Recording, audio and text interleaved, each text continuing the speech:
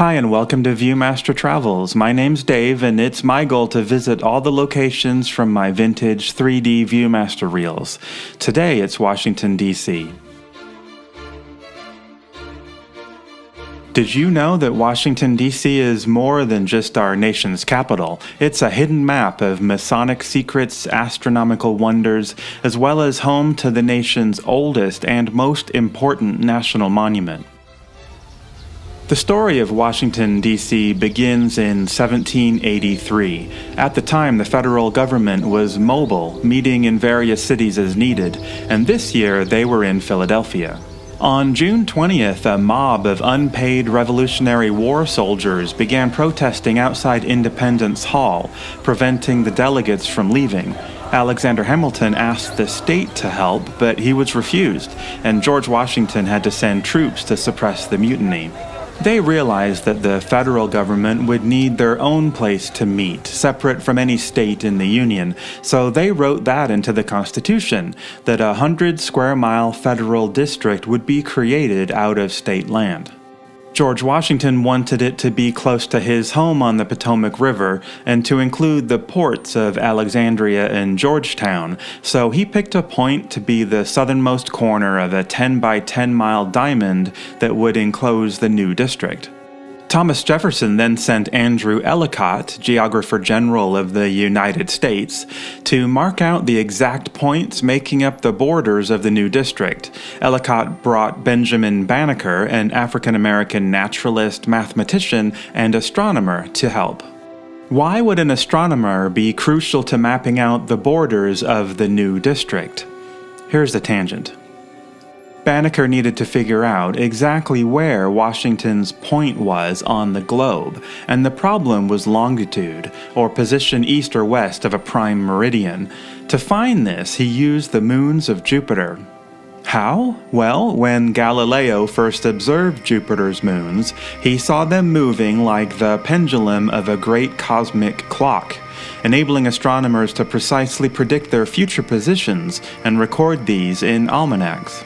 Banneker would observe Jupiter each night and write down the exact time when one of its moons would disappear into Jupiter's shadow. He'd look that event up in his almanac, which told him what time you'd see that same event happen if you were in the Greenwich Observatory. Comparing his local time with the Greenwich time for the same event, he could figure out how far around the globe Greenwich must be, giving him his longitude west of the Greenwich meridian. That's why you need an astronomer. With the location secured, Washington now had to plan the city itself, so he asked Revolutionary War artist, architect, and fellow Freemason Pierre Charles L'Enfant to plan out the new city. L'Enfant explored the area. He was looking for a prominent place to put the new seat of government, so he started his design by putting the Capitol building on Jenkins Hill over here. This new Capitol building would be the center of the new city.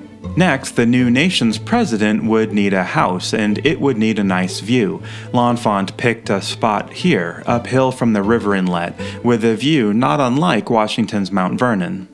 He drew a line between them and decided it would be a grand avenue, the longest separation between primary government buildings of any city he knew.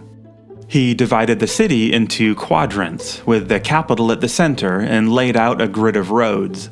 He then added a few roads parallel to his grand avenue, and where those roads intersected he planned parks and public features.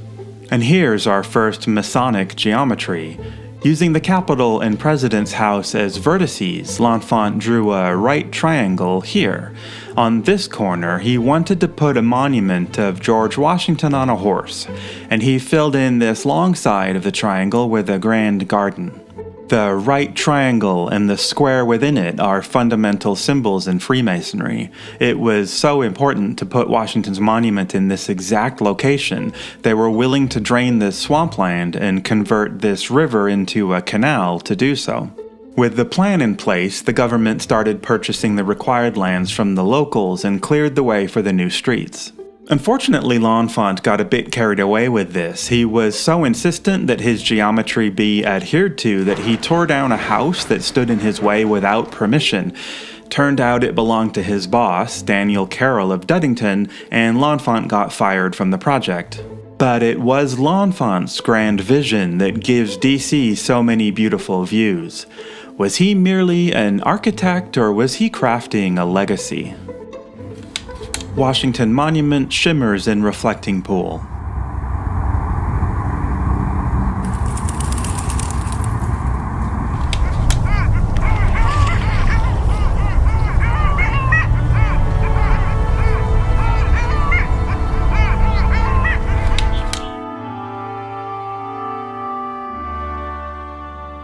This famous view of the Washington Monument wasn't always possible. Here's a map of the city from 1836, and if you look here, you can see that the statue of Washington on a horse never happened.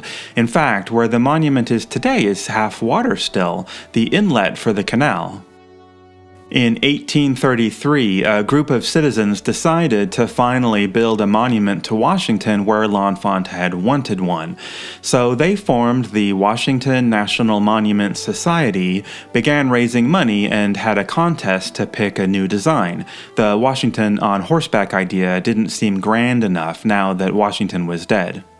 They settled on this enormous obelisk with a complex temple at the base, which at least included a statue with horses, although they eventually simplified this design to keep the price down. Problem was that the corner of the right triangle between the White House and the Capitol was still in the marsh and too soft to build on, so they ended up building the monument 390 feet off target. Construction of the Washington Monument went pretty well for a while, but you can see if you look that there's a change in the stones used about halfway up. You're usually told that this was because construction stopped during the Civil War, but that isn't the whole story. As they were building the monument, the society would receive stones donated from various organizations that would be embedded in the walls inside the obelisk. In 1854, they received a stone made of African marble, taken from the Temple of Concord in Rome. It was a gift from the Pope himself and had Rome to America carved in it. In the middle of the night, on the 6th of March, members of an anti-Catholic political party named the Know-Nothings broke into the lapidarium where the Pope stone was stored, stole it, smashed it, and dumped it in the river. They then took control of the Monument Society and construction stopped, so construction had already stopped when the Civil War broke out a few years later. A reward was offered for the Pope stone, but it wasn't returned. It was eventually found by a diver in 1892, but disappeared a few days later, only to turn up 60 years after that as a donation to the Smithsonian, who displayed it for a few years. Now, though, it's likely in their warehouse, protected by top men. After the Civil War, Congress took control of the building project and construction started again using a different source of stones, and the monument was finished in 1888. Here's another Freemason connection. The cornerstone was placed with a Masonic ceremony in 1848, and it's hollow and contains all kinds of artifacts. The very top of the monument has a small, solid aluminum pyramid attached, which was, at the time, worth more than its weight in silver. It's by far the tallest structure in DC. You can see it from almost everywhere, so it makes a great navigational landmark, even if it is a few hundred feet off. White House from top of Washington Monument.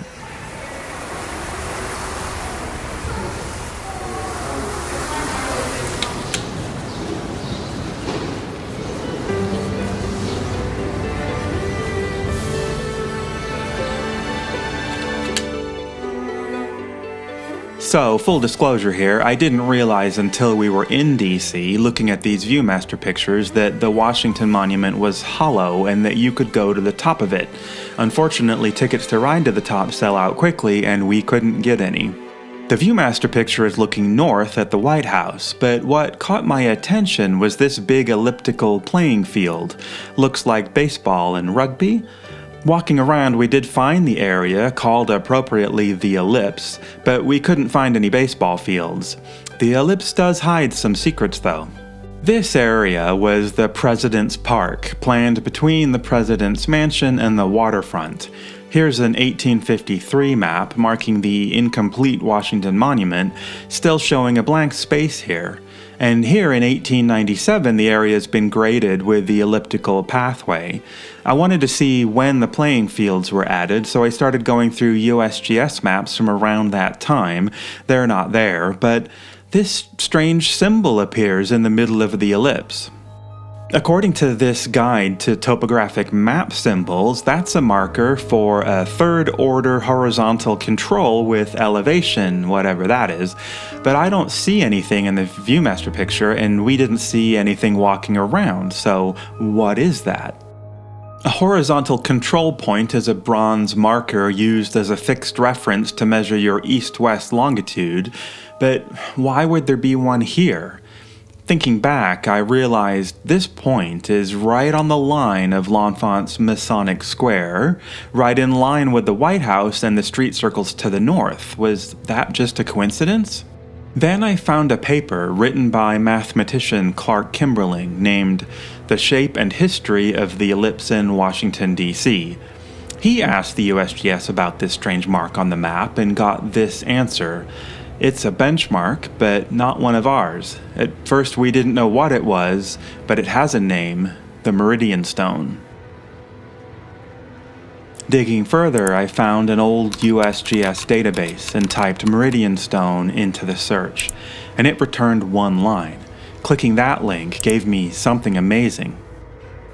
Looks like a marker was put there in 1890, described in 1921, at Washington, north of the Washington Monument, south of the White House, at the center of the ellipse, and at the Meridian Stone, marked U.S. Meridian 1890. Okay, so what's that? To answer that, we have to follow a line south from the center of the White House, through the Meridian Stone, to this, the Jefferson Pier. This stone marker is just west of the Washington Monument. It replaced a wooden post that was on the river's edge that people used to tie up their boats. But it's not named a pier because of that. No one knew it then, but their wooden mooring post was actually a surveyor's pier, another map benchmark, installed by Thomas Jefferson. In 1804, he asked surveyor Isaac Briggs to mark these points, calling this line the true meridian, but no one knows why. I think he was trying to accurately determine where the statue of Washington on a horse should go, which means the Jefferson Pier Stone sits in the exact location L'Enfant intended to be the corner of his Masonic Square. If we keep following Jefferson's meridian line, what do we find? Jefferson Memorial at Cherry Blossom Time.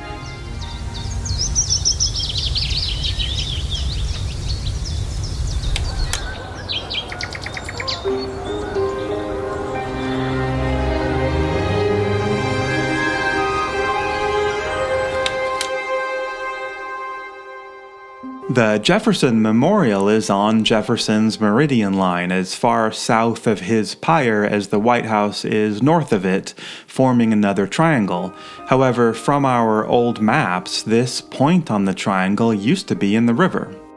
In the 1870s, tunnels were being dug under DuPont Circle up here, and that landfill was moved south to fill in some of the Potomac River, initially to support a new railroad bridge with the intention of adding a lot more public parkland, as you can see on this 1897 map.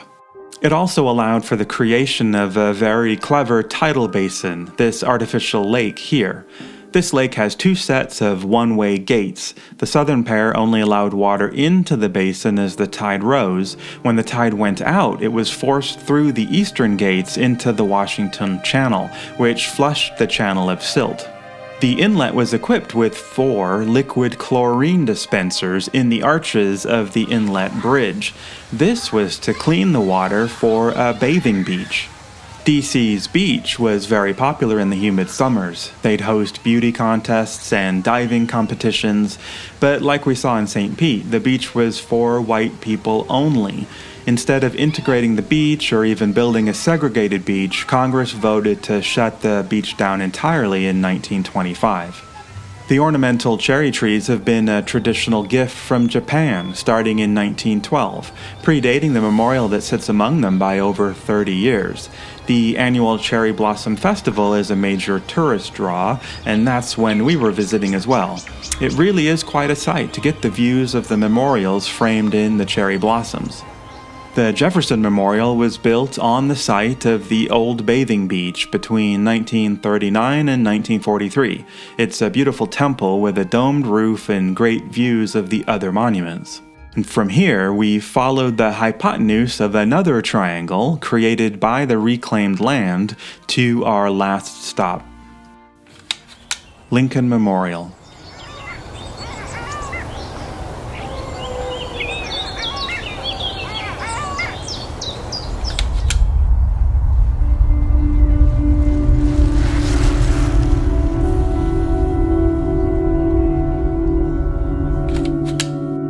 This is one of the few monuments that's changed slightly since the Viewmaster picture was taken. The reflecting pool was reconstructed in 2009. It was originally filled using the city's drinking water and leaked 500,000 gallons of water per week. Now they use water from the tidal basin, which is refreshed by the tides. Lincoln was assassinated in 1865, and since Ford's Theater was demolished and then collapsed, there was no appropriate memorial to him. At that time, people were frustrated with DC's lack of development. The city still had dirt roads and lacked basic sanitation. Charles Dickens called it the city of magnificent intentions. In 1901, a new commission was formed to bring DC into the 20th century, expanding on L'Enfant's plan with what became known as the Macmillan Plan. This was heavily based on the City Beautiful movement popularized during the Chicago World's Fair of 1893.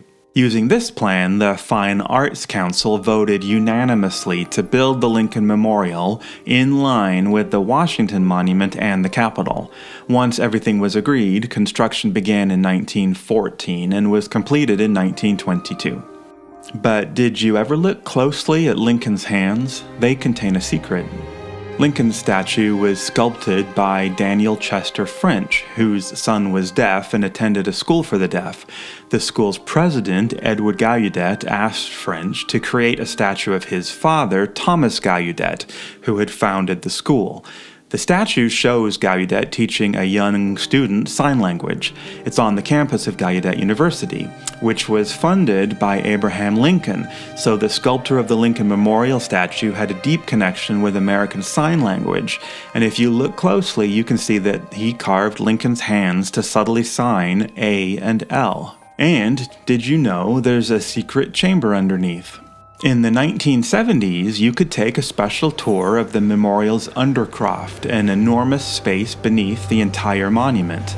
The tours ended when someone noticed asbestos in the walls. However, if you could take the tour, you'd see all kinds of graffiti left by the original builders of the monument. This guy's a popular character named Mutt from the Mutt and Jeff comics, which was the first daily comic strip originally published in 1907. Looking back at the monuments we visited and considering the Masonic influence on its design, something does occur to me. The White House, Capitol, Jefferson, and Lincoln monuments are arranged as cardinal points around the Washington Monument. Could this represent the layout of a Masonic lodge?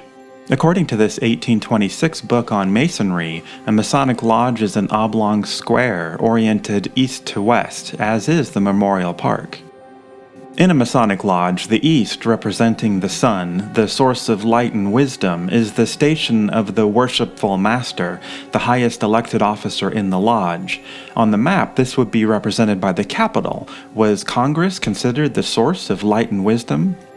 The south is the station of the junior warden. This position represents the sun at its meridian, and if you look south during the fall equinox, the sun passes perfectly over the Jefferson Memorial's domed roof. Is that a coincidence? The west, the station of the senior warden, marks the setting sun and the closing of the day. This is where the Lincoln Memorial is, and this position seems fitting for a president so tragically lost. And the north represents a place of darkness. This is where the White House is. I wonder what the president would think of that. In the lodge, these stations surround an altar, but on the map, the Washington Monument isn't actually in line with them. But the Jefferson Pyre is, exactly, and it looks more like an altar to me. Now here's what I find really interesting. In the York rite, the altar should be placed in the center of the room, or more properly, a little to the east of the center, which is exactly where the Washington Monument is. Is this why Washington, L'Enfant, Jefferson, and the Macmillan Commission went to such great lengths, draining the swamp, containing the river, and reclaiming the land, to ensure these monuments were placed where they are? So, which is the oldest federal monument? Well, it's none of these. To find the oldest monument, we took the metro down to Alexandria and hiked out to Jones Point Lighthouse. This is the place Washington selected to be the southern point of the District Diamond, and here, in front of the lighthouse building, hidden behind the seawall, is the oldest federal monument in the entire United States. This is the original boundary stone placed by George Washington on April 15, 1791, to mark the southern point of the federal district. It was placed with a Masonic ceremony. This same ceremony was used to lay the cornerstones of the Capitol, the White House, and the other monuments. The fact that the Freemasons performed this important ceremony on this small rock means that they considered this boundary marker to be a cornerstone, the fundamental foundation of a new building, or in this case, the foundation of a new government. This small stone is the first federal monument in the United States, and perhaps the most important one.